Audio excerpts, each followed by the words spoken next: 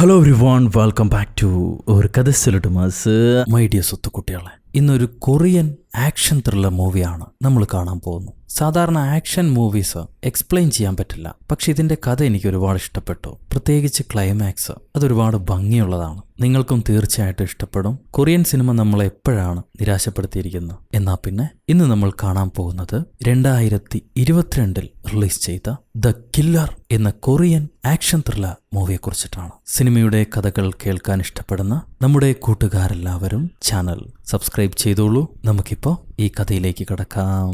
ഈ സിനിമയുടെ തുടക്കത്തിൽ ഒരു വലിയ വീട്, നല്ല പണമുള്ള ടീമാന്ന് തോന്നുന്നുണ്ട്. അവിടെ കൗച്ചിലിരുന്ന് ഏതോ പുസ്തകം വായിച്ചുകൊണ്ടിരിക്കുന്ന ഇങ്ങേരാണ് നമ്മുടെ നായകൻ. ഭാര്യ മെല്ലെ നൈസായിട്ട് അടുത്തേക്ക് വരുന്നു. അവൾക്ക് എന്തോ ഒരു ആവശ്യം പറയാനുണ്ട്. ഹീറോ ചോദിക്കും, എന്താണ്? വളച്ചുകെട്ടില്ലാത്ത കാര്യം പറയും. അവള് പറയും, എനിക്കൊരു ഉപകാരം ചെയ്യണം. എന്റെ കൂട്ടുകാരിയുടെ മോളെ ഞങ്ങൾ ടൂർ കഴിഞ്ഞ് വരുന്നത് വരെ നിങ്ങൾക്ക് ഈ വീട്ടിൽ കൊണ്ടുവന്ന് നോക്കാൻ പറ്റുമോ? ആ പെൺകുട്ടിക്ക് എന്തെങ്കിലും സംഭവിക്കുമെന്ന് പേടിയാണ് അമ്മയ്ക്ക്. അവൾ ഒറ്റയ്ക്ക് വിടാൻ പേടിയാണ്. അവരുടെ വീടാണെങ്കിൽ പഴയൊരു വീടും. ഒരു 2 ആഴ്ചയല്ലേ ഉള്ളൂ. ഞങ്ങൾ പോയിട്ട് വരുന്നത് വരെ അവളെ ഇവിടെ താമസിപ്പിക്കാൻ പറ്റുമോ എന്ന് ഭാര്യ ചോദിക്കും. ഹീറോ പറയും, അതെന്താ? ആ പെൺകുട്ടിക്ക് എത്ര വയസ്സായി? 17 വയസ്സ്. 17 വയസ്സുള്ള പെൺകുട്ടിക്ക് സ്വന്തം വീട്ടിൽ താമസിച്ചൂടെ? അവളുടെ അച്ഛൻ എവിടെയാന്ന് ചോദിക്കുമ്പോൾ ഭാര്യ പറയും, അച്ഛനും അമ്മയും ഡിവോഴ്സായി. അവരൊരുമിച്ചല്ല. മോളെ തനിച്ചു വിടാൻ അമ്മയ്ക്ക് പേടിയുണ്ട്. ആ അമ്മയാണല്ലോ എന്റെ കൂടെ വരുന്നത്. ആ കൂട്ടുകാരിയും ഹീറോയുടെ ഭാര്യയും കൂടിയിട്ടാണ് ടൂറിന് പോകുന്നത്. അവരുടെ സമാധാനത്തിന് മോളിവിടെ താമസിപ്പിച്ചോട്ടെ എന്ന് ഹീറോയോട് ചോദിക്കുകയാണ്. മനസ്സില്ലെങ്കിലും ഹീറോ സമ്മതിക്കും. 2nd ഫ്ലോറിൽ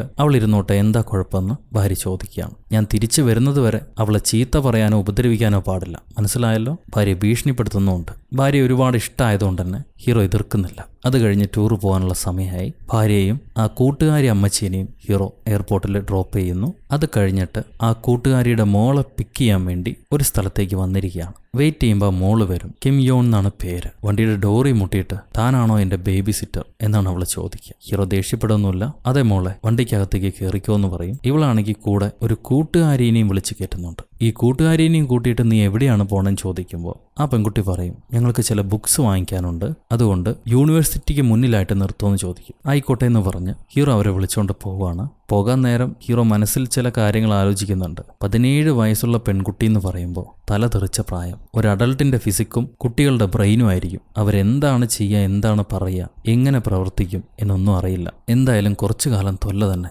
അപ്പോഴാണ് ആ പെൺകുട്ടി ചോദിക്കുക, സാർ ഞാൻ നിങ്ങളുടെ വീട്ടിലേക്ക് വരണോ? എന്റെ കൂട്ടുകാരിയുടെ വീട്ടിൽ തന്നെ കിടന്നോട്ടെ, അതാണ് എനിക്ക് കംഫർട്ട്. അമ്മയോട് പറയണ്ട. ഇത് കേൾക്കുമ്പോൾ ഹീറോയ്ക്ക് സന്തോഷാവും. ഒരു ചുമട് ഒഴിഞ്ഞു മാറിപ്പോയല്ലോ, വലിയ ശല്യമില്ലാതിരിക്കുക. നിനക്ക് ഇഷ്ടമുള്ള അത്രയും ദിവസം അവളുടെ കൂടെ തന്നെ താമസിച്ചോ എന്ന് പറയും ഹീറോ. എന്നിട്ട് ഇവരെ ഇറക്കി വിടാൻ നേരം നിന്റെ പേഴ്സ് ഒന്ന് തായോ എന്ന് ചോദിച്ചിട്ട് ഹീറോ അതിനകത്ത് കുറച്ച് പണം വെച്ച് കൊടുക്കുന്നുണ്ട്. ആരോടും പണം സഹായത്തിന് ചോദിക്കണ്ട, പണത്തിന് വേണ്ടി ഒന്നും ചെയ്തേക്കല്ലേ, അതിനാണ് ഞാനിത് തരുന്നത്. എന്തെങ്കിലും ആവശ്യമുണ്ടെങ്കിൽ എന്നോട് ചോദിച്ചാൽ മതി എന്നും കൂടെ ഹീറോ പറയും. എന്നിട്ട് അവരെ ഇറക്കി വിട്ട് എവിടെയാണ് പോകുന്നത് വരുന്നത് എന്നുള്ള കാര്യമൊക്കെ എന്നെ വിളിച്ച് പറയണമെന്ന് പറഞ്ഞിട്ട് ഹീറോ സമാധാനത്തോടെ തിരിച്ച് വീട്ടിലേക്ക് വന്ന് കിടന്നുറങ്ങുകയാണ്. ഉറങ്ങി അർദ്ധരാത്രിയാവുമ്പോൾ ഈ പെൺകുട്ടി വിളിക്കുന്നു. ഇവൻ ആരോ ഉറക്കത്തിൽ ഫോൺ എടുത്തിട്ട് എന്താ പറ്റിയത്, കുഞ്ഞ് എവിടെയാണെന്ന് ചോദിക്കും. ആ പെൺകുട്ടി പറയും, എനിക്ക് ഭയങ്കര വയറുവേദന, എനിക്ക് ഇപ്പൊ തന്നെ വീട്ടിലേക്ക് വരണം, നിങ്ങൾ വന്ന് എന്നെ വിളിച്ചോണ്ട് പോകും. വയറുവേദനയോ? വയറുവേദനയാണെങ്കിൽ ആശുപത്രിയിലേക്ക് പോകുന്നു പറയുമ്പോൾ അവള് കരയാണ്, എന്നെ ഇപ്പൊ തന്നെ വന്ന് വിളിച്ചോണ്ട് പോകും. ശരി, വേറെ വഴിയില്ല. ഉറക്കവും മാറ്റിവെച്ച് വണ്ടിയെടുത്ത് ഇങ്ങനെ ആ പെൺകുട്ടിയെ വിളിക്കാൻ വരുമ്പോണ്ട് അവൾ ഏതോ ഒരു പയ്യനുമായിട്ട് സൊള്ളിക്കൊണ്ടിരിക്കുന്നു കോഫി ഷോപ്പിൽ. അവളുടെ വയറുവേദനയൊന്നും കാണുന്നില്ല. പോരാത്തതിന് ഹീറോ വന്നത് കണ്ടിട്ട് ആ പയ്യൻ എഴുന്നേറ്റ് പോവുകയാണ്. ഞാൻ വീട്ടിലേക്ക് പോട്ടെ, നമുക്ക് പിന്നീട് സംസാരിക്കാന്ന് പറഞ്ഞു. ഉടനെ ഇവളെന്താ പറയാന്ന് വെച്ചാ, അങ്ങനെ തനിച്ച് പോണമെന്നില്ല, എനിക്കൊരു ഡ്രൈവറുണ്ട്, പുള്ളിക്കാരൻ വേണമെങ്കിൽ കൊണ്ടുപോയി ഇറക്കുന്നു. ഹീറോ നോക്കുകയാണ് ഇങ്ങനെ ആ പെൺകുട്ടീനെ. ആ ചെറുക്കനാണെങ്കിൽ ഇല്ല എനിക്ക് വേണ്ട, ഞാൻ പോയിക്കോളാൻ, എന്റെ കയ്യിൽ ബൈക്ക് ഉണ്ടെന്നും പറഞ്ഞ് അവൻ ഇറങ്ങിപ്പോകും. അത് കഴിഞ്ഞ് ഹീറോ ചോദിക്കുക, നീ എന്തിനാ അങ്ങനെ കരഞ്ഞത്? നിന്റെ വയറുവേദനയൊക്കെ എവിടെ പോയി? നിന്റെ കൂട്ടുകാരി എവിടെ? അവള് പറയും, എനിക്ക് വീട്ടിലേക്ക് വരണം തോന്നി, അതുകൊണ്ടാണ് ഞാൻ നിങ്ങളെ വിളിച്ചത്. നിന്റെ കൂട്ടുകാരി എവിടെ? അതിനവള് മറുപടി പറയുന്നില്ല. ഇപ്പൊ എനിക്ക് വരാൻ മൂടില്ല, നിങ്ങൾ വീട്ടിലേക്ക് തിരിച്ചു പോയിക്കോളൂ, ഞാൻ എന്റെ കാര്യങ്ങൾ മാനേജ് ചെയ്തോളാം എന്ന് പറഞ്ഞിട്ട് ഇവൻ പറയുന്നൊന്നും കേൾക്കാതെ ഇവള് മൊബൈലിൽ കുത്തിക്കൊണ്ടിരിക്കുക, ആർക്കോ മെസ്സേജ് അയച്ചുകൊണ്ടിരിക്കുക. ഹീറോയ്ക്ക് കരയണോ ദേഷ്യപ്പെടണോ എന്നറിയാൻ പാടില്ല. ഞാൻ നിക്കണോ പോണോ എന്നവൻ ചോദിക്കും. പൊയ്ക്കോളൂ, നിങ്ങളാരാ നിക്കാൻ പറഞ്ഞ്? നിങ്ങൾ പേടിക്കൊന്നും വേണ്ട. അങ്ങനെ അവൾ പറയുക. ഹീറോ എന്തേലും ആവട്ടെ, വല്ല പുലിവാലിലും ചെന്ന് ചാടാതിരുന്നാൽ മതി, ഞാൻ തിരിച്ചു പോവാണെന്നും പറഞ്ഞ് നമ്മുടെ ആൾ കാർ എടുത്ത് അവിടെ നിന്ന് ഇറങ്ങാൻ നേരം ഈ പെൺകുട്ടി ഏതൊക്കെയോ പയ്യന്മാരുടെ ബൈക്കിൽ കയറി യാത്രയാവുന്നുണ്ട്. ശരി, കൂട്ടുകാരായിരിക്കും, കുഴപ്പമൊന്നുമില്ല, അതല്ല പ്രായം എന്ന് പറഞ്ഞ് ഹീറോ അവിടെ നിന്ന് പുറപ്പെടും. കുറച്ചു ദൂരം വന്ന് സിഗ്നലിൽ നിൽക്കുമ്പോഴാണ് ഭാര്യയുടെ മെസ്സേജ്. എന്ത് ചെയ്യാ, ഭക്ഷണമൊക്കെ കഴിച്ചോ? ആ പെൺകുട്ടി എന്ത് ചെയ്യുന്നു? അവള് ദേഷ്യം പിടിപ്പിക്കുകയാണോ? അവളെ ശ്രദ്ധിക്കാതെ വിടല്ലേ എന്നുള്ള മെസ്സേജ്. ഭാര്യ പെൺകുട്ടീനെ ചോദിക്കുന്നു. അവൾക്ക് എന്തെങ്കിലും പറ്റിക്കഴിഞ്ഞാൽ പിന്നെ ഭാര്യയുടെ ചീത്ത മുഴുവൻ കേൾക്കണം, അവൾക്ക് വിഷമമാവും. അതുകൊണ്ട് നമ്മുടെ അണ്ണൻ കാർ തിരിച്ചു വിടാണ് ആ പെൺകുട്ടിയെ വിളിക്കാൻ വേണ്ടി. സംഭവം ഈ പണം കൊടുത്ത സമയത്ത് തന്നെ ഒരു GPS ഡിവൈസ് ഹീറോ ആ പെൺകുട്ടിയുടെ വാളറ്റിൽ വെച്ച് കൊടുത്തിരുന്നു. അത് ട്രാക്ക് ചെയ്തിട്ടാണ് ഇപ്പൊ വരുമ്പോഴാണെങ്കിൽ ഈ പെൺകുട്ടികളെ, അതായത് നമ്മുടെ ആ കൊച്ചു പെൺകുട്ടിയുണ്ട്, അവളുടെ കൂട്ടുകാരിയുണ്ട്, ഈ രണ്ടുപേരെയും ഒരു ബ്രോത്തൽ ഹൗസിലെ ഒരു പെണ്ണ് പ്രോസ്റ്റിറ്റ്യൂഷൻ ചെയ്യാൻ വേണ്ടി നിർബന്ധിക്കുകയാണ് പിടിച്ചു കെട്ടിയിട്ട്. ഈ പെൺകുട്ടിയായിട്ട് സംസാരിച്ച പയ്യനില്ലേ, അവൻ സ്കൂൾ പയ്യനൊന്നുമല്ല, അവനിങ്ങനെ പെൺകുട്ടികളെ കറക്കി ഇവരുടെ കയ്യിൽ കൊണ്ടുവന്ന് കൊടുക്കും. ഇവർക്കാണെങ്കിൽ വിർജിനായിട്ടുള്ള ചില പെണ്ണുങ്ങളെ വേണം, ഒരു ദിവസത്തേക്ക് മതി. കസ്റ്റമേഴ്സിന് കൊടുത്തിട്ട് അവർക്ക് വേണ്ട പണവും കൊടുക്കും, ഈ പെൺകുട്ടികൾക്ക് വേണ്ട പണവും കൊടുക്കും. പലരും അതിന് സമ്മതിക്കും, പക്ഷെ നമ്മുടെ പിള്ളേര് സമ്മതിക്കുന്നില്ല, കരയാണ്. അപ്പൊ ആ ബ്രോത്തൽ പെണ്ണ് ചോദിക്കുക, നിന്റെ കൂട്ടുകാരിയല്ലേ ഇങ്ങോട്ട് കൊണ്ടുവരുന്നത്? അവൾ എന്താ പറഞ്ഞ്, ആ ചെറുക്കൻ ഇവിടെ ഉണ്ട്, ഇങ്ങോട്ട് വായോ എന്നല്ലേ. ഒറ്റ അടി കൊടുത്തപ്പോൾ അവള് കുടുങ്ങിയത് പോരാതെ നിന്നെ അവള് കുടുക്കി. ശരി, എന്നാ പിന്നെന്താ, ഞാൻ പറയുന്ന കാര്യങ്ങൾ ചെയ്യല്ലേ, വെറുതെ എൻ്റെ ഇന്ന് തല്ല് മേടിക്കണ്ടെന്ന് പറഞ്ഞ് ആ ബ്രോത്തൽ ലേഡി നമ്മുടെ കിംജുവിനെ പേടിപ്പിച്ച് തല്ലാൻ കൈ ഓങ്ങുമ്പോഴാണ് അവൾ ആരും ഉപദ്രവിക്കരുത്, മോളിൽ നിന്നുള്ള സ്ട്രിക്റ്റ് ഓർഡറാ, അതെനിക്കും ഫോളോ ചെയ്തേ മതിയാകൂ എന്നും പറഞ്ഞ് നമ്മുടെ ഹീറോ അവരുടെ മുന്നിൽ വന്ന് നിൽക്കുക. അപ്പൊ ആ പയ്യൻ താൻ ഇങ്ങനെ ഇവിടെ എത്തിയിടോന്ന് പറഞ്ഞ് ഒരു കത്തി കൊണ്ട് ഹീറോയെ കുത്താൻ ശ്രമിക്കുന്നുണ്ട്. ഒറ്റയടിക്ക് ആ കത്തി പിടിച്ച് ആ പയ്യന്റെ മോന്തയ്ക്കൊരു ഇടിയാ. ഈ ഇടിയൊക്കെ കാണുമ്പോൾ ആളൊരു സാധാരണപ്പെട്ടവനാണെന്ന് തോന്നണില്ല, എന്തോ ഒരു കുഴപ്പമുണ്ടല്ലോ. ഓരോ ഇടി പിള്ളേർക്ക് കൊടുത്ത് ഓരോരുത്തരെയും സൈഡാക്കി കഴിഞ്ഞു. എന്നിട്ട് നമ്മുടെ പെൺകൊച്ചുങ്ങളോട് ഹീറോ പറയും, പുറത്തു പോയി വെയിറ്റ് ചെയ്യാൻ. കയ്യിലെ കത്തി താഴേക്ക് വലിച്ചെറിയുന്നുണ്ട്. ഇങ്ങനെ ആ പെൺകുട്ടികളെ നോക്കുന്ന സമയത്ത് മറ്റേ ബ്രോത്തൽ ലേഡി കയ്യിൽ കിട്ടിയൊരു ആയുധം കൊണ്ട് ഹീറോയുടെ വയറ്റിനിട്ട് ഒറ്റ കുത്ത. എന്നിട്ട് അവളെ നിന്ന് ചിരിക്കുക. പെണ്ണല്ലേ, തല്ലാൻ പാടില്ലല്ലോ, എന്നാലും ഇങ്ങനെയുള്ള സാധനത്തിന് തല്ലാതിരുന്നാലെങ്ങനെയാ? ഒരു പഞ്ചേ കൊടുക്കുള്ളൂ മൂക്കിന്. ആ പെണ്ണിന്റെ ബോധം പോയി. പിന്നെ വേറെ കുഴപ്പങ്ങളൊന്നും ഉണ്ടാക്കിയിട്ടില്ല. ആള് തിരിച്ച് പെൺകുട്ടീനെയും കൊണ്ട് വീട്ടിലേക്ക് വരുന്നു. വയറ്റിൽ ചെറിയൊരു പഞ്ചറുണ്ട്, അത് ശരിയാക്കി. പിറ്റേന്നാണെങ്കിൽ ഈ പെൺകുട്ടി എഴുന്നേറ്റിട്ട്, എനിക്ക് വിശക്കുന്നു, നിങ്ങളുടെ പ്രായം എത്രയാ, നിങ്ങൾക്ക് എന്താ കുഞ്ഞുങ്ങളൊന്നും ഇല്ലാത്ത, കല്യാണം കഴിഞ്ഞിട്ട് എത്ര കാലമായി, ഇങ്ങനെ ഒരുപാട് ചോദ്യങ്ങൾ ചോദിക്കുക. ഒന്നിനും ഹീറോ മറുപടി പറയുന്നില്ല. പ്രായം എന്തായി എന്ന് വീണ്ടും വീണ്ടും ചോദിക്കുമ്പോൾ അവസാനം പറയും 42. അതുകൊണ്ട് നീ ഇപ്പം എന്താ ചെയ്യാൻ പോകുന്നു? അപ്പോൾ അവള് 42 അത്രയായോ? എനിക്ക് കണ്ടിട്ട് 30 വയസ്സേ തോന്നിയുള്ളൂ. ആ പറച്ചിൽ ഹീറോയ്ക്ക് ഇഷ്ടമായി. നല്ല കുട്ടിയാണ്, വലിയ തെറ്റില്ലല്ലോ. നാവെടുത്ത സത്യം പറയും, നീ ഇവിടെ തന്നെ താമസിക്കണോ? നിനക്ക് വേറെ കൂട്ടുകാരുണ്ടെങ്കിൽ അങ്ങോട്ട് പോയി താമസിച്ചോളൂ എന്ന് ഹീറോ പറയുന്നുണ്ട്, ചോദിക്കുന്നുണ്ട്. ഒഴിച്ചു മാറ്റാൻ വേണ്ടിയിട്ടാണ്. പക്ഷെ അവള് പറയും, എനിക്ക് അങ്ങനെ കൂട്ടുകാരൊന്നുമല്ല, ഞാനൊരു ലോണറാണ്, ബിഗ് ലോണർ, ഞാൻ ഇവിടെ തന്നെ താമസിച്ചോളാം എന്നവള് പറയും. അത് കഴിഞ്ഞ് അടുത്ത സീന്, ഈ പെൺകുട്ടിയുടെ ക്ലാസ് കഴിഞ്ഞ് ഹീറോ അവളെ വീട്ടിലേക്ക് തിരിച്ചു കൊണ്ടുപോവുകയാണ്. ഈ കൊണ്ടുപോകുന്ന വഴി ഒരുപാട് പോലീസുകാരുണ്ടാവും. അവർ ഈ വണ്ടി തടയുന്നു. ഹീറോ എന്താ പറ്റിയെന്ന് ചോദിക്കുമ്പോൾ പോലീസുകാരൻ പറയും, ഇവിടെ കൊലപാതകം സംഭവിച്ചിട്ടുണ്ട്, കുറച്ച് ടീനേജേഴ്സ് കത്തിയാൽ കുത്തി കൊല ചെയ്യപ്പെട്ടിരിക്കുന്നു, 5 പേര്. ഒരു റുട്ടീൻ ചെക്കപ്പാണ്, പേടിക്കണ്ട. നിങ്ങൾ ഇടയ്ക്കിടെ ഈ വഴി വരാറുണ്ടോ? ഹീറോ പറയും, ഇടയ്ക്ക് വരാറുണ്ട്, അതായത് ഒരു ഷോർട്ട് കട്ടാണല്ലോ. എന്നാൽ ശരി, പോയിക്കോളൂ, കുഴപ്പമൊന്നുമില്ല എന്ന് പറഞ്ഞിട്ട് പോലീസുകാരൻ ഹീറോയെ പറഞ്ഞു വിടുന്നു. ഒരു സാധാരണ ചെക്കപ്പ്. വീട്ടിലെത്തിയ ഹീറോ ന്യൂസ് കാണുമ്പോഴാണ് 5 കുട്ടികൾ, 5 ആമ്പിള്ളേര് കത്തിയാൽ കുത്തി കൊല ചെയ്യപ്പെട്ടത് അറിയുന്നത്. ആ 5 ആമ്പിള്ളേരും ഇന്നലെ നമ്മുടെ പെൺകൊച്ചുങ്ങളെ തട്ടിക്കൊണ്ടുപോയ ഗ്രൂപ്പിലുണ്ടായിരുന്ന പിള്ളേരാണ്. എന്തായാലും അത് കഴിഞ്ഞ് പിറ്റേന്ന് ഈ പോലീസുകാരൻ ഹീറോയുടെ വീട്ടിലേക്ക് നേരിട്ട് വരുന്നുണ്ട്. എന്താണ് നിങ്ങളുടെ ആവശ്യമെന്ന് ഹീറോ ചോദിക്കുമ്പോൾ അയാള് ഒരു CCTV ഫൂട്ടേജ് കാണിക്കും. ഈ ആമ്പിള്ളേര് മരണപ്പെടുന്നതിന് അരമണിക്കൂർ മുന്നേ ഹീറോയുടെ വണ്ടി ആ വഴിയിലൂടെ പാസ് ചെയ്ത് പോയിട്ടുണ്ട്. അതുകൊണ്ട് എന്താണെന്ന് ചോദിക്കും ഹീറോ. നിങ്ങൾ മാത്രമേ ആ വഴിയിലൂടെ പാസ് ചെയ്ത് പോയിട്ടുള്ളൂ, അരമണിക്കൂർ മുന്നെയാണ്. ആ സമയത്താണ് ഈ ബൈക്കുകൾ അതിലൂടെ നിങ്ങളെ ക്രോസ് ചെയ്ത് പോയത്. ഈ ബൈക്കുകൾ നിങ്ങൾ കണ്ടായിരുന്നോ ചോദിക്കുമ്പോൾ ഹീറോ പറയും, ഞാൻ ശ്രദ്ധിച്ചിട്ടില്ല, രാത്രി ആയതുകൊണ്ട് അത് ഏതാ വണ്ടിയെന്ന് ഞാൻ ശ്രദ്ധിച്ചില്ല. ഇത് കേൾക്കുമ്പോൾ പോലീസുകാരൻ സ്വന്തം കൺമുന്നിൽ പാസ് ചെയ്ത് പോയ വണ്ടി നിങ്ങൾ ശ്രദ്ധിച്ചില്ലെന്നോ? വിശ്വസിക്കാൻ പറ്റുന്നില്ലല്ലോ എന്ന് ചോദിക്കും. അപ്പൊ ഹീറോ, ഇപ്പൊ നിങ്ങൾ എന്റെ വീട്ടിലേക്ക് വന്നില്ലേ, അപ്പൊ നിങ്ങളെ പാസ് ചെയ്തൊരു സെഡാൻ കാർ പോയി, അല്ലെങ്കിൽ അതൊരു മോട്ടോർ സൈക്കിൾ ആയിരിക്കണം. നിങ്ങൾക്ക് ഓർമ്മയുണ്ടോ അത് എന്ത് വണ്ടിയാണെന്ന്? പോലീസുകാരൻ പറയും, മേ ബി അതൊരു ഡെലിവറി ബൈക്ക് ആയിരിക്കണം. അത് കേട്ട് ഹീറോ, അല്ല, ഒരു 1.5 ടൺ ട്രക്കാണ് നിങ്ങളെ പാസ് ചെയ്ത് പോയത്. കണ്ടോ, നിങ്ങൾക്ക് പോലും ഓർമ്മയില്ല സ്വന്തം കൺമുന്നേ പാസ് ചെയ്ത് പോയ വണ്ടിയെക്കുറിച്ച്. പിന്നെ ഞാൻ എങ്ങനെ ഓർക്കാനാ? പോലീസുകാരൻ ചിരിക്കും. താൻ ആള് കൊള്ളാലോ. തന്റെ കൂടെയുള്ള ആ പെൺകുട്ടി ആരാണ്? അന്വേഷിച്ചപ്പോ തനിക്ക് മോളില്ല എന്നാണ് ചുറ്റുമുള്ളവർ പറഞ്ഞത്. അത് കേട്ട് ഹീറോ, അതെന്റെ ഭാര്യയുടെ കൂട്ടുകാരിയുടെ മോളാണ്, അവർ ട്രിപ്പ് പോയ സമയത്ത് അവളെ ബേബി സിറ്റ് ചെയ്യാൻ വേണ്ടി ഇവിടെ കൊണ്ടുവന്ന് ഇരുത്തിയിരിക്കുകയാണ്. പോലീസുകാരൻ ചോദിക്കും, എനിക്ക് ആ പെൺകുട്ടിയുമായിട്ട് സംസാരിക്കാൻ പറ്റുമോ? കാരണം മരിച്ച 1-2 പയ്യന്മാരുമായിട്ട് ആ പെൺകുട്ടിയെ കണ്ടവരുണ്ട്, എനിക്ക് ചില സംശയങ്ങൾ തീർക്കാനുണ്ട്. അത് കേൾക്കുമ്പോൾ ഹീറോ,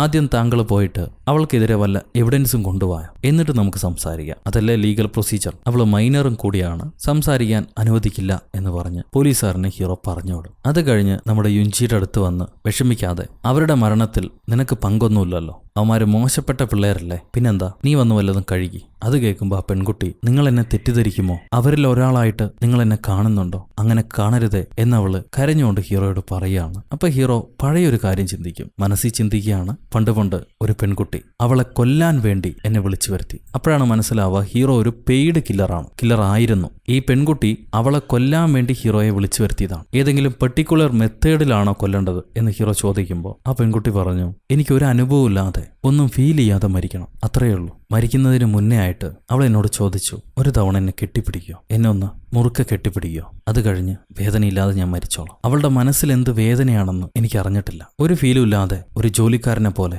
ഞാൻ അവളെ കെട്ടിപ്പിടിച്ചു. അവൾ എന്റെ കൈകളിൽ തട്ടിക്കൊണ്ട് പറഞ്ഞു, ഒരു കുഴപ്പമില്ല, ഇവിടെ ആരും ഒരു തെറ്റും ചെയ്യുന്നില്ല, എല്ലാം ഓക്കെയാണ്, എല്ലാം ശരിയാവും, ഈ നിമിഷം മറക്കരുതേ എന്ന് പറഞ്ഞ് അവൾ ചിരിച്ചു. എന്തുകൊണ്ട് എന്നെനിക്കറിയില്ല. അവളുടെ വേദന എന്തായിരുന്നു, അവളുടെ മനസ്സിലെ വേദന എന്തായിരുന്നു എന്ന് ഇതുവരെ എനിക്കറിയാൻ കഴിഞ്ഞിട്ടില്ല. അവളുടെ ചൂട് മാത്രം ഇന്നും എൻ്റെ കൈകളിലുണ്ട്. ഈ പഴയ ഫ്ലാഷ് ബാക്ക് ആലോചിച്ച് നിൽക്കുമ്പോഴാണ് പെൺകുട്ടിയുടെ ഫോണിൽ ആ ബ്രോത്തൽ ലേഡി വിളിക്കുന്നു. ആ ബ്രോത്തൽ ലേഡി നമ്മുടെ യുഞ്ചിയുടെ കൂട്ടുകാരിനെ തട്ടിക്കൊണ്ടുപോയി. അവൾ ഹീറോയോട് പറയുകയാണ്, നീ ന്യൂസ് കണ്ടില്ലേ, 5 പിള്ളേരാണ് കൊല ചെയ്യപ്പെട്ടത്. അത് ഏത് കത്തി ഉപയോഗിച്ചിട്ടാണെന്നറിയോ? നീ തൊട്ട കത്തി ഉപയോഗിച്ചിട്ട്. ആ കത്തിയിൽ മുഴുവൻ നിന്റെ കൈപ്രിന്റാണ്. പോലീസ് എത്രയും പെട്ടെന്ന് നിന്നെ തേടി വരും. അത് വേണ്ട എങ്കിൽ ഹോങ്കിങ് സ്റ്റേഷനിലേക്ക് വാ, അവിടെ വെച്ച് നമുക്ക് സംസാരിക്കാം. പിന്നെ നിന്റെ ആ കൊച്ചിനോട് പറഞ്ഞേക്ക് ഞാൻ അവളുടെ പണമെല്ലാം ചെലവാക്കിയെന്ന് എന്നും പറഞ്ഞ് ഈ പെണ്ണ് കോള് കട്ട് ചെയ്യും. നമ്മുടെ പെൺകുട്ടിയുടെ വാളറ്റ് ആ ബ്രോത്തൽ ലേഡിയുടെ കയ്യിലാണ്. സോ ഹീറോക്ക് ഈസി ആയിട്ട് അവളുടെ ലൊക്കേഷൻ മനസ്സിലാക്കാൻ പറ്റും. നമ്മുടെ അണ്ണൻ അവന്റെ പ്രൈവറ്റ് പ്രോപ്പർട്ടികളൊക്കെ എടുക്കുകയാണ്. പഴയ കില്ലിംഗ് എക്യുപ്മെന്റ്സ് എല്ലാം പുറത്തേക്ക് എടുക്കും. അവന് ജോലിയുണ്ട്. നമ്മുടെ യുഞ്ചിയുടെ കയ്യിലേക്ക് കെട്ടാൻ വേണ്ടി ഒരു വാച്ച് അവൻ കൊടുക്കും. അതിൽ GPS ഉണ്ട്. അതും കൊടുത്ത് ബൈക്ക് എടുത്തിട്ട് അണ്ണൻ ഇറങ്ങാണ്. ഇനി കാർ കൊണ്ട് പോയാൽ വല്ല പ്രശ്നമായാലോ. ആ ലേഡി പറഞ്ഞ റെയിൽവേ സ്റ്റേഷനിലേക്കല്ല ഹീറോ പോകുന്നത്, നേരെ അവളുടെ സങ്കേതത്തിലേക്കാണ്, അവൾ താമസിക്കുന്ന സങ്കേതത്തിലേക്ക്. അകത്ത് എൻട്രി ആകുമ്പോൾ 2-3 ആണുങ്ങളുണ്ട്. ഇവൻ എങ്ങനെ അകത്തേക്ക് കയറി വന്നു എന്ന് അവൾക്ക് മനസ്സിലായില്ല. നീ എങ്ങനെയാടാ കണ്ടുപിടിച്ചത്, നീ എങ്ങനെ ഇവിടെ വന്നു? ഹീറോ ആരാണ് എന്താണെന്ന് അവിടെയുള്ള ഗുണ്ടൻ അറിയില്ല. ഡബിളെ, ഈ ഏരിയയിലൊന്നും വന്നു പോരുത്, ഇറങ്ങിപ്പോ എന്ന് പറഞ്ഞ് ഗുണ്ടൻ അടുത്തേക്ക് പോയി കൈ ചുരുട്ടുമ്പോഴേക്കും 2 കൈയും മാറ്റി കവട്ടയിലൊരു ചവിട്ടും ചവിട്ടി അവനെ സൈഡാക്കി കളഞ്ഞു. എന്നിട്ട് വില്ലന്മാരോട് ചോദിക്കുകയാണ് ആ കത്തി പുറത്തേക്ക് എടുക്കുന്നു. അപ്പൊ അതിലെ കമ്മല് വില്ലൻ, ആ പെൺകുട്ടിയെ നിർത്തണ്ട, അവൾ അന്വേഷിച്ചൊരുത്തം വന്നിട്ടുണ്ട്, അവന്റെ കയ്യിലേക്ക് ഒരിക്കലും ആ പെൺകുട്ടി ലഭിക്കരുത്, അവളെ കടത്തിക്കോ, കൊണ്ടുപോയിക്കോ എന്ന് പറയാണ് അവൻ ഫോണിൽ കൂടെ. സോ കൂട്ടുകാരി പെൺകുട്ടി ഇവിടെ ഇല്ല, അവളെ എങ്ങോട്ടോ കൊണ്ടുപോയി കഴിഞ്ഞവര്. ഹീറോ ആ കത്തി പുറത്തേക്ക് എടുക്കുന്നും പറഞ്ഞ് ബിയർ ബോട്ടിൽ കൊണ്ട് ഈ മുട്ടത്തലയുടെ മുട്ടയിലേക്ക് അടിച്ച് കുത്തി കയറ്റാണ്. എന്നാൽ ആ വില്ലന്മാരടങ്ങുന്നില്ല. ആ പെണ്ണിനെ തിന്നൊക്കെ പറയുന്നുണ്ട് ഫോണിൽ കൂടെ. ഹീറോ കത്തിയെടുത്ത് ഈ ഗുണ്ടന്റെ കയ്യിൽ കുത്തി ഇറക്കിയിട്ട് ഇങ്ങനെ വരിയാൻ തുടങ്ങും. അവസാനം കൈവെട്ടി അവനെ കൊല്ലാൻ നിൽക്കുമ്പോൾ പെട്ടെന്ന് ആ കമ്മല് വില്ലൻ കത്തിയെടുത്ത് ഹീറോക്ക് ഇട്ടുകൊടുക്കും. കൊണ്ടുപോടാന്ന് പറഞ്ഞ്, നിനക്കൊരിക്കലും ആ പെണ്ണ് ലഭിക്കാൻ പോകുന്നില്ല, അവളെ കടത്തി കഴിഞ്ഞു, ഇനി എന്നെ കൊന്നാലും നിനക്ക് ആ പെൺകുട്ടീനെ കിട്ടില്ല എന്ന് പറഞ്ഞ് ഈ വില്ലൻ പെട്ടെന്ന് ഗണ്ണെടുത്ത് ഹീറോയെ ഷൂട്ട് ചെയ്യാൻ തുടങ്ങും. ഹീറോ തെന്നി മാറുമ്പോൾ ഇവൻ അകത്തേക്ക് ഓടിപ്പോവാണ്, അകത്തെ മുറികളിലേക്ക്. ഹീറോയും പുറകെ ചെല്ലുന്നുണ്ട്. അകത്ത് ഇരുട്ട് മുറിയിൽ എൻട്രി ആയ ഉടനെ പ്രത്യേക വെപ്പന്റെ സൂചികളൊക്കെ വന്ന് തറയ്ക്കുന്നു. സംഭവം അകത്തൊരു അസാസിനുണ്ട്, ഹീറോയുടെ അതേപോലെ കഴിവുകളുള്ള ഒരു അസാസിൻ. അവനും ഭയങ്കര എക്സ്പേർട്ടാ. അവനോട് ഫൈറ്റ് ചെയ്ത് പിടിച്ചിക്കാൻ പറ്റുന്നില്ല. 2 പേരും തമ്മിൽ കുരിഞ്ഞാട്ടി. ഭാഗ്യത്തിന് ആ അസാസിനെ തള്ളിവിടാൻ നേരം അവനൊരു കമ്പിയിൽ കുത്തി കയറുന്നുണ്ട്. എന്നാൽ വീണ്ടും അവൻ അടിക്കാൻ തയ്യാറാണ്. ഹീറോ അസാസിനെ കൊല്ലുന്നില്ല, അവനുമായിട്ട് അടിയുണ്ടാകുന്നില്ല. ഇപ്പം അതല്ല ജോലി, മറ്റ് ജോലികളുണ്ട് എന്ന വിചാരത്തോടെ ആയിരിക്കണം ഹീറോ അവിടെ നിന്ന് ഇറങ്ങിപ്പോകുന്നു. എത്രയും പെട്ടെന്ന് വീട്ടിലേക്ക് എത്തണം, കുഞ്ഞിനെന്തെങ്കിലും പറ്റിയാലോ. അങ്ങനെ വീട്ടിലേക്ക് തിരിച്ചെത്തിയപ്പോഴാണ് പണി കിട്ടിയ കാര്യം ഹീറോ മനസ്സിലാക്കുന്നത്. യൂജീൻ ആരോ വീട്ടിൽ കയറി കടത്തിക്കഴിഞ്ഞു. അവളെ കൊണ്ടുപോകുന്ന വഴി GPS-ലൂടെ ഹീറോയ്ക്ക് കാണാൻ പറ്റുന്നുണ്ട്. ഹീറോ പുറകെ പറത്തിവിടും. ലൊക്കേഷനിലെത്തി ഡോറി മുട്ടും ഒരുത്തൻ ഡോറ് തുറക്കുന്നുണ്ട്. തുറന്ന കുറ്റത്തിനാണോ ദൈവമേ അവന്റെ മോന്ത ഇടിച്ച് പരത്തി. അകത്ത് കയറി നോക്കവേ അതൊരു ബ്രോത്തലാണ്. 2 പെൺകുട്ടികൾ ഇരിക്കുന്നുണ്ട്. ഒരു പെൺകുട്ടിയുടെ കരച്ചിൽ കേൾക്കാം. ആ കരച്ചിൽ കേൾക്കുന്ന മുറിയിലേക്ക് ചെല്ലുമ്പോൾ ആ പെൺകുട്ടിയെ 2 പേര് റേപ്പ് ചെയ്ത് വീഡിയോ എടുക്കുകയാണ്. 2 പയ്യന്മാർ അവന്മാരെ തല്ലി ബോധം കെടുത്തിയിട്ട് ആ പെൺകുട്ടിയെ രക്ഷപ്പെടുത്തി. യൂഞ്ചി എവിടെയാന്ന് ആ പെൺകുട്ടിയോട് ചോദിക്കും. ആ പെൺകുട്ടി മറ്റാരുമല്ല, നമ്മുടെ കൂട്ടുകാരി പെണ്ണാണ്. അങ്ങനെ കൂട്ടുകാരി പെണ്ണിനെ രക്ഷപ്പെടുത്തി. പക്ഷെ നമ്മുടെ യൂഞ്ചിയെ കാണാനില്ല. യൂഞ്ചി എവിടെയാ പോയെന്ന് ഇവക്കറിയില്ല. അപ്പോഴാണ് നമ്മുടെ ഒറ്റക്കണ്ണി ബ്രോത്തൽ ലേഡി ഓടി രക്ഷപ്പെടാൻ നോക്കുന്നത്. സംഭവം അവളെ രക്ഷപ്പെടുത്താൻ വേണ്ടി വില്ലന്മാരുടെ കാർ അവിടെ നിപ്പുണ്ട്. അതിനകത്തായിരിക്കണം നമ്മുടെ യൂഞ്ചി. ഇവളെ കണ്ണിടിച്ച് കുരുടാക്കിയത് നമ്മുടെ ഹീറോയാണ്. വിടത്തില്ല അവളെ, ഓടി രക്ഷപ്പെടാൻ വിടില്ല, പുറകേന്ന് പിടിച്ച് വലിച്ചിടും. അപ്പൊ പെൺകുട്ടി പറയാ, നിനക്കൊന്നും ചെയ്യാൻ പറ്റില്ലടാ, അവന്മാര് പെൺകുട്ടീനെയും കൊണ്ട് പോയി കഴിഞ്ഞു. നീ എങ്ങനെയാണ് ഞങ്ങളുടെ സ്പോട്ട് കണ്ടുപിടിച്ചത് ഞങ്ങൾ മനസ്സിലാക്കി. ആ വാച്ച് അവള് വലിച്ചെറിയും. എന്നെ തൊട്ട് കഴിഞ്ഞാൽ അവന്മാരവളെ കൊന്നുകളയും. ധൈര്യമുണ്ടോ നിനക്ക് എന്നും പറഞ്ഞ് അവള് പേടിപ്പിക്കുക. അവള് സ്വയം പേടിച്ചിട്ട് ഹീറോയെ പേടിപ്പിക്കുക. ഞാൻ നിന്നെ ഒരുപാട് ഉപദ്രവിക്കില്ല, അങ്ങനെ ചെയ്യേണ്ട ആവശ്യമുണ്ടോ, നീ തന്നെ എല്ലാം പറയില്ലേ, വായോന്ന് പറഞ്ഞ് ഹീറോ അവളെ പിടിച്ചെടുത്തോണ്ട് പോകും. എന്നിട്ട് കെട്ടിവെക്കുകയാണ്. എന്താണ് നിങ്ങൾ നടത്തണമെന്നുള്ള കാര്യങ്ങൾ മുഴുവൻ പറയും. സംഭവം പ്രോസ്റ്റിറ്റ്യൂഷൻ കൊറിയയിൽ ലീഗലാണ്. ഒരു പേഴ്സൺ അത് നടത്താം, പക്ഷെ സെന്ററുകൾ നടത്താൻ പാടില്ല. അത് ഇന്ത്യയിലും അങ്ങനെയാണെന്നാണ് ഞാൻ കേട്ടിരിക്കുന്നത്. ഒരു പേഴ്സണ് പണം വാങ്ങി പ്രോസ്റ്റിറ്റ്യൂഷൻ നടത്താം, പക്ഷെ സെന്ററുകൾ നടത്താൻ പാടില്ല. സെന്ററുകൾ നടത്തുമ്പോഴാണല്ലോ ഈ കടത്തിക്കൊണ്ടുപോലൊക്കെ നടക്കുക, അനുവാദമില്ലാതെയുള്ള പീഡനങ്ങൾ നടക്കുക. അതുകൊണ്ട് പേഴ്സൺ നടത്താം, ഇൻഡിവിജ്വലായിട്ട് നടത്താം. പക്ഷെ അങ്ങനെ നടത്തുമ്പോൾ ഈ പെൺകുട്ടിക്ക് എന്തെങ്കിലും വരുന്ന കസ്റ്റമറോട് ദേഷ്യം ഉണ്ടെങ്കിൽ അവൾക്ക് കംപ്ലൈന്റ് ചെയ്ത് ആ കസ്റ്റമറെ പോലീസിൽ പിടിപ്പിക്കാൻ പറ്റും. അങ്ങനെയുള്ളത് കൊണ്ട് തന്നെ ഈ കസ്റ്റമേഴ്സിന് ഒരു സെന്റർ ആണെങ്കിൽ അവർക്ക് രക്ഷയുണ്ട്, കേസ് വരാതെ എസ്കേപ്പ് ആകാൻ പറ്റും. അതുകൊണ്ടാണ് ഇവര് ഇടനിലക്കാരായിട്ട് നിൽക്കുന്നത്, ഈ ബ്രോത്തൽ ലേഡിയെ പോലുള്ള ആൾക്കാർ. കസ്റ്റമേഴ്സിന് പല ഡിമാൻഡും ഉണ്ടാവും. ചിലപ്പോൾ വെർജിൻസ് ഒക്കെ വേണമെന്ന് പറയും. ഇവർ വെർജിൻ ആയിട്ടുള്ള പെൺകുട്ടികളെ തേടിപ്പിടിക്കും. പണം വേണമെന്ന് ആവശ്യമുള്ള പെൺകുട്ടികളെയും തേടിപ്പിടിക്കും. അവർ പണം വേണ്ട സമയത്ത് ഇവരുടെ ബ്രോത്തലിലേക്ക് പോയി കസ്റ്റമേഴ്സിനെ സാറ്റിസ്ഫൈ ചെയ്തിട്ട് പണം വാങ്ങിക്കും. വലിയ വിഷയമൊന്നും ആവില്ല, രണ്ട് കൂട്ടരുടെയും സമ്മതപ്രകാരം. അപ്പൊ ഹീറോ ചോദിക്കും, അങ്ങനെയാണെങ്കിൽ യുൻജിൻ സമ്മതിച്ചിട്ടില്ലല്ലോ, അവള് വീട്ടിൽ നിന്ന് ഇറങ്ങിപ്പോയ പെണ്ണല്ല, അവൾക്ക് പണത്തിന്റെ ആവശ്യമില്ല, പിന്നെന്തിനാണ് അവളെ നിങ്ങൾ കടത്തിയത്? അപ്പ ബ്രോത്തൽ ലേഡി പറയും, അവളെ ഒരാള് ചൂസ് ചെയ്താണ്, ഷി വാസ് ചൂസൺ, അതുകൊണ്ടാണ് ഞങ്ങൾ കടത്തിക്കൊണ്ടുപോയത്. അപ്പൊ ഹീറോ ആരാണ് അവളെ ചൂസ് ചെയ്തതെന്ന് ചോദിക്കും. അതിന് ഈ പെണ്ണ് ദേഷ്യപ്പെട്ട്, ഞങ്ങളെയൊക്കെ കണ്ടുപിടിച്ചില്ലടാ, പറ്റുമെങ്കിൽ അയാളെയും പോയി കണ്ടുപിടിക്കുന്നു പറയും. അപ്പൊ ഹീറോ ചിരിച്ചിട്ട് മെല്ലെ ഈ പെണ്ണിന്റെ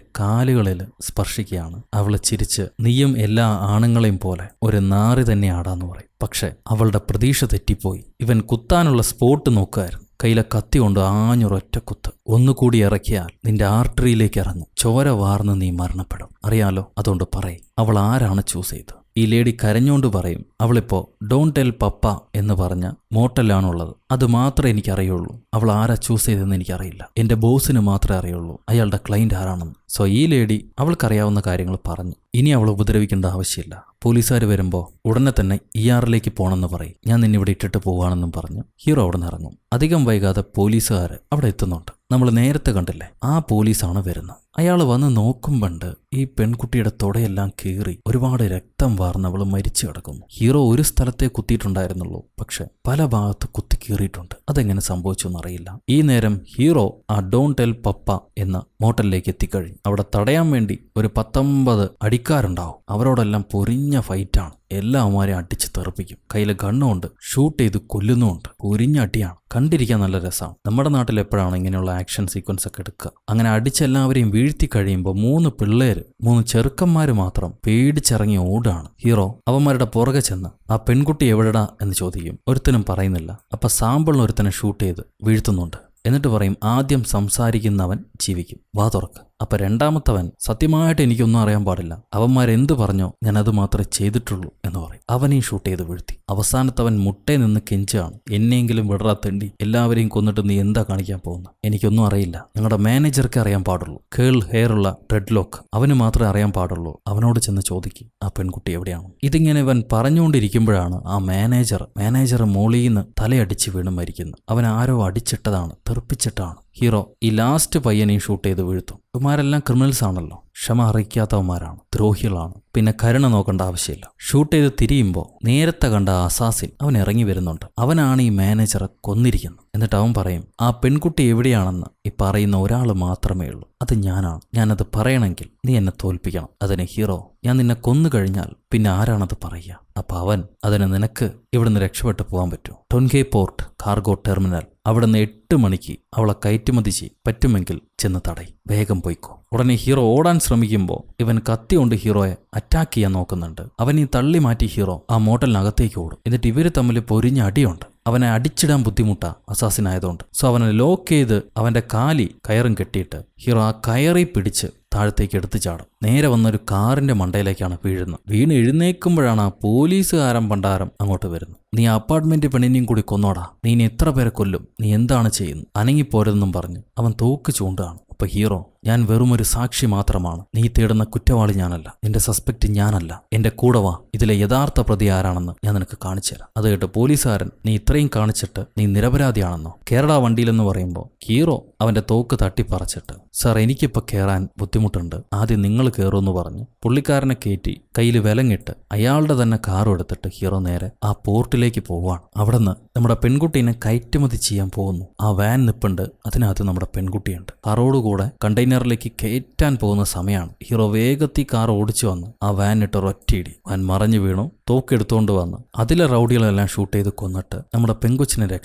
രക്ഷപ്പെടുത്തി ഇറങ്ങാൻ നേരമാണ് BMW ആയിട്ടൊരു വെളുത്ത വില്ലൻ വരുന്നത്. അവനെന്തോ വെറി പിടിച്ചതുപോലെ കാണിക്കുന്നുണ്ട്. ഇവനാൻ തോന്നുന്നുണ്ട് ഈ പോർട്ടിൽ നിന്ന് ആൾക്കാരെ കയറ്റി അയക്കുന്ന പണി. ഈ ടീമിന്റെയൊക്കെ ലീഡർ ഇവനാൻ തോന്നുന്നുണ്ട്. അതുകൊണ്ടായിരിക്കും അവൻ ഇത്രയും ദേഷ്യം. പെൺകുട്ടി എവിടെയാണെന്ന് ചോദിക്കുമ്പോൾ അവൻ നടുവിരൽ പൊക്കി കാണിക്കും. അവനെയും കൊന്നുകളയും ഹീറോ. എന്നിട്ട് അവന്റെ കയ്യിൽ നിന്ന് അവന്റെ പോക്കറ്റിൽ നിന്ന് ഫോൺ എടുത്ത് അതിലെ ഫസ്റ്റ് കാണുന്ന നമ്പറിലേക്ക് റിംഗ് അടിക്കുകയാണ്. ആ നമ്പർ മറ്റാരുടേതുമല്ല, നമ്മുടെ പോലീസുകാരൻ്റെയാണ്.